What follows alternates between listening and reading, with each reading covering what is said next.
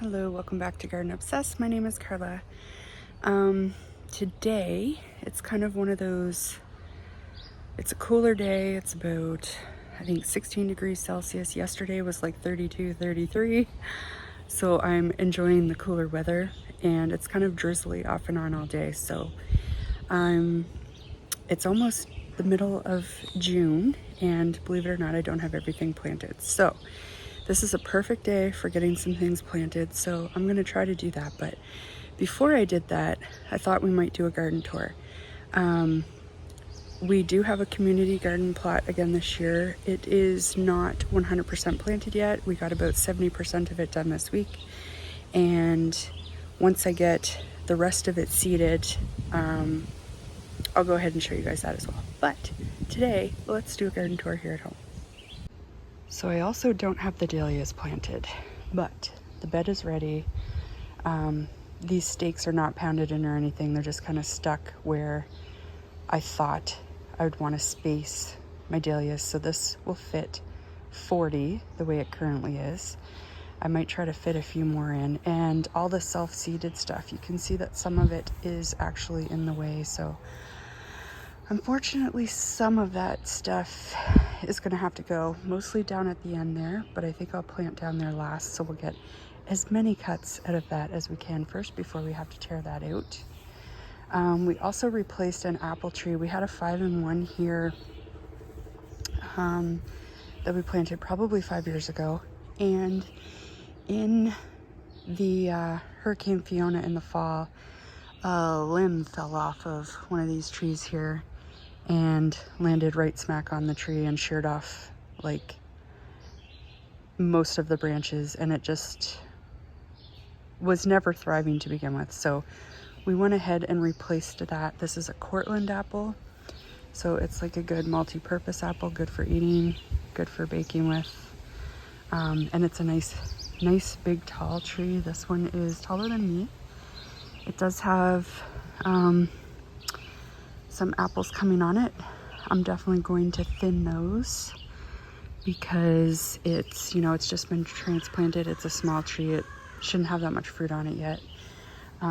It's dwarfing our little other apple trees here that we put in by bare root, I think 2 years ago now, but the deer have just not laid off of them. This is the first year the deer haven't completely demolished them, and they actually look like they're putting on growth. So that's good. These ones are, I think the one over here is called a New Brunswicker apple because Jared is from New Brunswick. And these two are both developed out of Nova Scotia, out of the Kentville Research Station, which is part of Agriculture and Agri-Food Canada, which is who I work for. So it's kind of neat to have apples that were developed, by your workplace. One is a Easy Mac, I think, or Nova Easy, something like that. And I think the other one is also, I'll have to look up the names. I can't remember what they are now, but I'll go ahead and put those in on the screen for you. All right, we'll get to over here, but this was our new squash, pumpkin, cucumber, melon in-ground bed this year. I do have a soaker hose here, but it's leaking very badly at the top. It's just a cheap one from the dollar store, so I've been hand watering, and that's been working better, but so far so good. A lot of times we have a lot of slugs and earwigs and things here, and a lot of times these just get demolished and they never recover. They just die a slow, painful death. So far so good, I think. So that is happy news. Now, we might as well start over here. So some of those bulbs that Jarrett bought me discounted in the fall there are still blooming, so that's nice. Most of them are finished. You can see they've like gone to seed and stuff, but we are finally tired of eating all of the kale sprouts. So you can see there are still a ton of them. The red Russian is actually flowering now, so it's beyond where we'd want to pick it, but I'm letting these go to seed, and I will save the seed, and then I will cut the plants right back, and hopefully they will take off growing again and give us some more kale leaves. I didn't start a whole lot of plants this year because I knew we had all of this. We can't keep up with it. It's more kale than we can possibly eat, but before this bolts too badly, I will come in and harvest a bunch more kale. That'll last a couple weeks in the fridge, and I may plant, I do have a couple of little starts still on my front porch. It's still full of plants, but I may find another spot in the garden and put a couple kale plants in to kind of tide us over until these recover, if they hopefully do. If not, I can reseed some and we'll have baby kale at least. Got some anemones blooming and things. Some ranunculus getting ready to bloom there. That's an ornamental allium. And then some onion sets in front. Over here, this is that rose bush from Jarrett's family. It's looking really good. I think it's gonna have a lot of blossoms this year. The chive is looking good. That's one that I started from seed a couple of years ago. Now, these are 2 lavender plants, and this is a sage plant. And this is the weakest the sage has ever come back. I think half of it is dead, but there is some life in it. I see no signs of lavender having survived, of these 2 lavender plants having survived. I do have some in my front garden bed. They have all made it. Lavender is one of those tricky things. It's literally like the last thing to come back from dormancy, so I like to give them a lot of time, but it's mid-June and my other ones have started greening up. So I think where we had an extremely warm winter with very little snowfall, these were just too exposed, and I think they died. So not a big deal. These were ones I started from seed probably 5 or 6 years ago, and we will get them pulled out and get something else planted in their place. Now, next door is my pride and joy. The garlic is looking, I think, the best I've ever grown. It is up to my armpits. It's so tall. It's glorious. We're at about the 8-leaf stage now, so in about, let's see, the first couple weeks of July, I expect to start getting the garlic scapes, and then 3 or 4 weeks after that will be harvest time. So like end of July, beginning of August is usually when I harvest garlic. So I have a couple varieties I've never grown before, so I don't know if they'll be ready earlier or later. Time will tell. It looks like they might be a little earlier because the tips of those leaves are just starting to turn, and none of the music is yet, so, but we will see. Exciting nonetheless.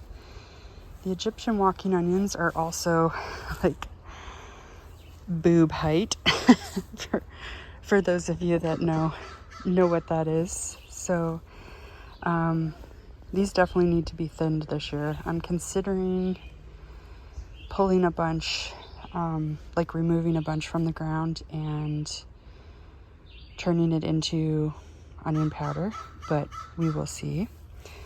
This is just the leaves from the daffodils that I had here. Down in, you can see a ton of weeds, but also a whole bunch of poppy seedlings. I just like sprinkled a ton of seed in the winter, and those will be beautiful if they can get up above the all of this green growth. It wasn't that dense last year, and they did get up and make it, but they're gonna have a harder go this year. This is the other garlic bed. This is with the German white, which I have also grown before. It's I think it might even be taller. It's like almost chin height. Yep, it's crazy. Over here, I have a stake just sitting here because I'm considering putting a dahlia here. But right now, I just have a pot set. This is a new hascap that we purchased this year to be a cross-pollinator for the one we already had. So I'm hoping we actually get a few berries to try this year, and I think we will. These are them developing here. So these are both going to get transplanted over in between the apple trees, along with some blueberry plants that we have. This is my one lone elephant garlic. He's definitely not looking great, but hopefully he'll make it and we'll be able to have more next year. Along with all that rain we had comes a ton of weeds. I've been pulling stuff out like crazy as I see it, but it's never ending. These are a bunch of little chive plants that have seeded from my other chives over here, and this is actually a really good shot. You can see I just put that white one here this year, but I have the purple and the pink, and apparently there's a red, so if I ever find that, I'm gonna get that one as well. But I love having the three of them next to one another, and you can see like the color variation in the flowers, very pretty.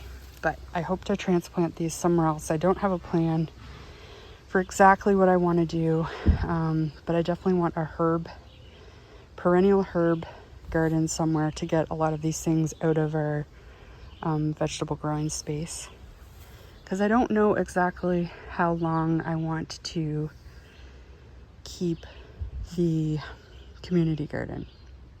This is a comfrey plant, and there is a stink bug. Urgh. Those things are the worst. So why do I not want to continue with the community garden? I love the community garden. I love the community aspect of it. I love that for a small fee, someone else is gonna prep the bed for me and it's nice and fluffy and easy to plant into. The problem with it is that it's like 20-25 minutes away from where we live, and when we get busy in the summer, it's kind of hard to get to. And this year with the weather, like right at planting time, we had all that rain, which we desperately needed, and I'm 100% not complaining about.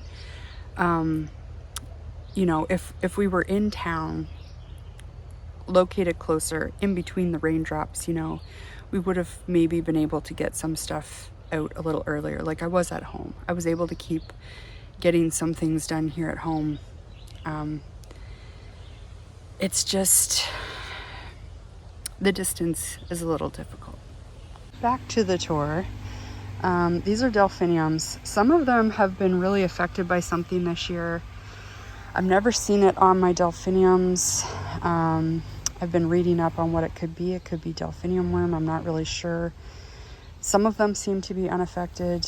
I'm just kind of letting them do their thing and hoping they come out of it. We've also got some yarrow, some daisies, some echinacea. There's a few sedums down there. There's some geum over here that's struggling a little bit. There's two little plants down there. And I did put my celery in here, which I probably should not have done because, everything's little when it's first coming out in the spring, but it's 100% getting dwarfed. So I might have to move that. I'm not entirely sure. It's looking good otherwise, but it's not getting much sun where it's at.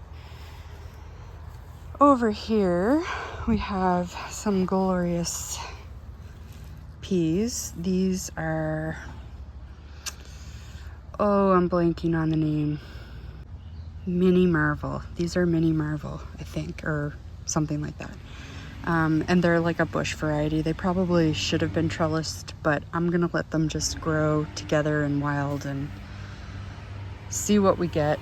These are the tomatoes. They're starting to look good. They were, you can see how they're like greening up in the center. They were unhappy with how I treated them this spring, so they're gonna get off and growing here anytime, and the rain we get today and the next few days will help. Just a couple of alyssum. There's some marigolds shoved in there with them. There's also an Inca berry or a Cape gooseberry. This is either an Inca berry or a Cape gooseberry, and the other one is over there. Yeah, otherwise it'll come along, and before you know it, we'll be winding them up, these trellises here. Over on this end of the garlic bed, I have sweet peas in all the corners, of course, but I had a couple of cucamelons. I think I had 3. The middle one, I'm not sure is going to make it. It might make it. And I had 3 loofahs, and 2 are dead, and 1 is hanging on. So this is another one of those things, like when I planted the cucumbers and the squashes and things over here in the past. These beds have heavy earwig pressure, and I'm not sure what else, but very often these kinds of things struggle. So I'm not entirely sure we're gonna have a loofah or a cucamelon, but you know, it is what it is, and we have other things. I'm just letting these tulips live out their life here. I planted them for cut flowers, but they're just too pretty. I couldn't bring myself to pick them. We had poor germination on this bean. I'm gonna have to look at my map, but I think this was the Gigantes bean, which is disappointing. This is my first year growing it. Again, it's getting eaten by something, but I'm hoping they hang on long enough. I think I planted like 10 or 12 seeds, and there's only 3 up. And it's been about 3-4 weeks maybe. So if they were coming up, they should be up. We did reseed some carrots in this bare patch here.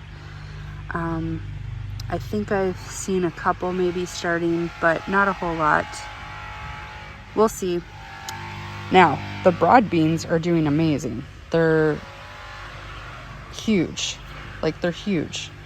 Like I said, I've grown the dwarf variety before, but I've never grown like a full size. These are Windsor, I do believe is what they are. So they're like, you know, they're up to my knees now.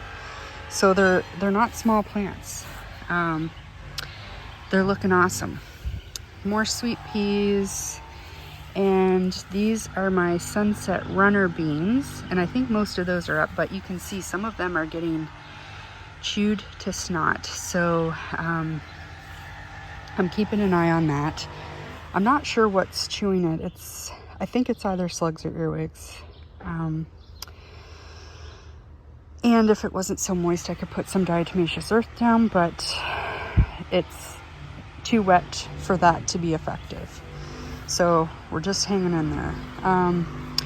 Over here, these are my snow peas.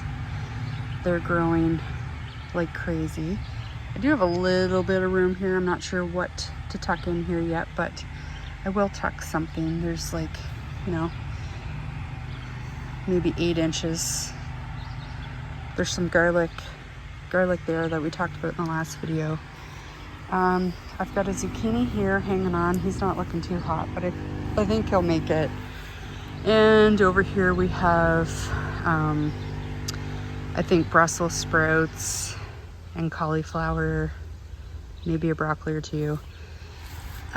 This is an overwintered rudbeckia.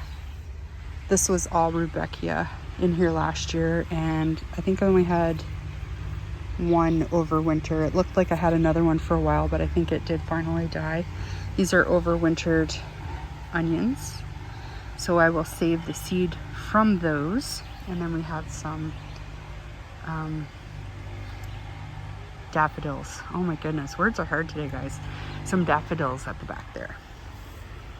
This is some more brassicas. I don't remember what's exactly planted where, but that is overwintered ranunculus, and it is glorious. This is the rest of the ranunculus. They're just starting to bloom, looking fabulous. Some more sweet peas on this trellis on both sides. Over here, this is Jarrett's favorite tomato. I think they only sell these as plants. Like, I've never been able to find this seed, and we had thought it was Tasty Treats, which Jarrett also likes. But I think the one that we tried a few years ago was actually this one, which is called Tidy Treats. So I did buy a plant start.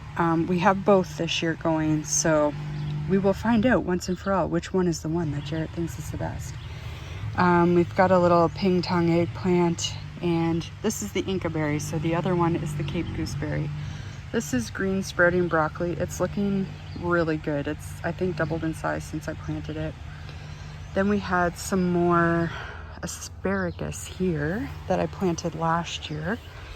This is Jersey Night and Eclipse. And then I went ahead and bought 6 crowns this year that I think are Jersey Giant, and planted those in here. I found these at the dollar store, and I'm really enjoying these for holding the ferns up. You guys might remember last year in the asparagus and strawberry bed, I had the whole thing corralled off with those fence posts and some string, and it didn't look great. And this is a lot more, I don't know, it's just less in your face. It's a little tidier looking, so I need to get a few more, but they're working really well. Except once in a while, when they're skinny, the wind moves them out, but I just keep putting them back in. Anyway, down here we have my bean trellises. So this one's doing wonderful. This one's okay. This one, there's only 1 bean up so far. And these 3, which were my borlotti beans, I don't have a single bean up yet. Now I do have more borlotti seeds. Some of these I don't have more seed of, and I need to double check what that one was. But if I do have more seed, I'm going to pre-sprout it in the house. I'm going to soak the seeds, pre-sprout them, and see if I can actually get some borlotti beans growing on these trellises. My seed is a couple years old of the borlotti, I know for sure, and the beans are quite dry, so probably should have soaked them first, but I didn't. So fingers crossed, guys. I really want some dry beans this year. Okay, so the last bed is the asparagus bed. You can see it is still putting out quite a few spears. Some of them are, but I've stopped picking it. I want them, you know, to be nice and strong for next year. And the strawberries, I think the deer have finally stopped eating the leaves. I see lots of new growth coming, and we do have lots of berries developing. So I'm suspecting the crop won't be quite as good as it was last year, just because like so much of the foliage got eaten by the deer, but we will have some crop. So that, you know, some years are good years and some years are not, and you make jam when you have the good years, right? So that is the vegetable garden.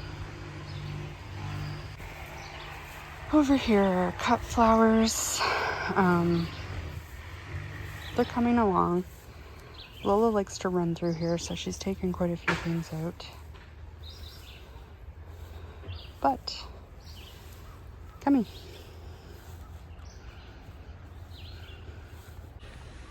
So that is the garden in mid-June. Things are coming along. We're slowly getting things in.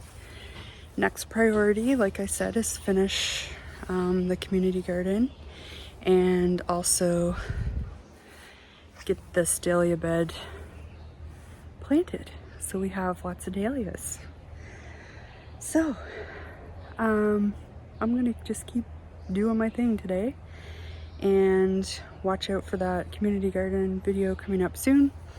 I hope you're having a great day wherever you are, and I hope your gardens are growing lush and green and full of things. I thank you for watching, and we'll see you next time.